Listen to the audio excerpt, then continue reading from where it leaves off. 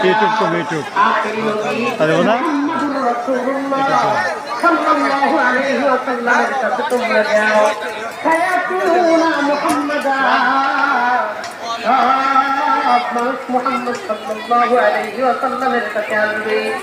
আসার পরে বলবে একটা বিষয় খেয়াল করে দেখেন সবার আগে গেল আদম নবীর কাছে সুপারিশ করলেন না বললেন নাফসি নাফসি আজকে আমি নিজে বলতেন শুনে আছি তোমাদের জন্য সুপারিশ করতে পারবো না এরপরে কাছে সুপারিশ করলেন না পরে গেলেন ইব্রাহিম নবীর কাছে সুপারিশ করলেন না পরে গেলেন মূসা নবীর কাছে সুপারিশ করলেন না পরে গেলেন ঈসা নবীর কাছে সুপারিশ করলেন না সব নবী যখন নাফসি নাফসি নিজের ব্যাপার স্যাপার নিয়ে যখন টেনশনে দিত আমার আপনার নবীর কাছে যখন মানুষের প্রতিনিধি দল গিয়ে বলবে আপনার উম্মত সহ সমস্ত মুমিন মুসলমানের কষ্ট হয় আপনি একটু আল্লাহর কাছে সুপারিশ করেন আমার আপনার নবী বলেন ওয়াকাতুলাহু সাজিদা আমি আল্লাহর কদমে সেজদায় লুটে পড়ে যাব লম্বা সময় যখন আমি আল্লাহর কদমে সেজদা দিয়ে থাকবো আল্লাহ বলবেন ইয়া মুহাম্মদ ইরফাআস মুহাম্মদ প্রিয় বন্ধু আমার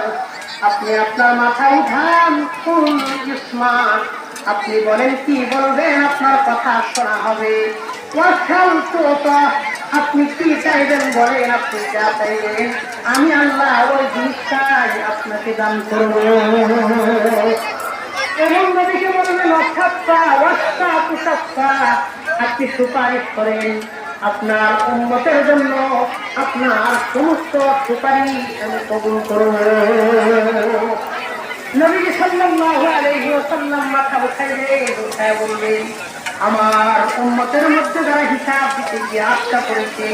আল্লাহ আমার ওই সমস্ত উম্মতদেরকে আপনি জান্নাতের মেহমান বানায় দেন আল্লাহ ডান পাশে আল্লাহ কুদরতি হাত রাখবে উম্মতে মুহাম্মাদীর যত লোক আল্লাহর ডান পাশে থাকবে সমস্ত মানুষদেরকে এক মুষ্টিবদ্ধ করে আল্লাহ জান্নাতের মেহমান বানায় দিবে এই গেল ডান পাশ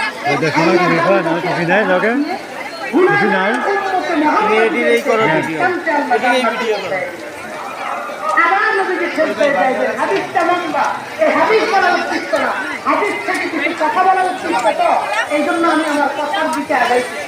2 নম্বর বারে আবার নবী বিশ্বাস করবে এবার আল্লাহ ডান পাশে আল্লাহ মঞ্জুর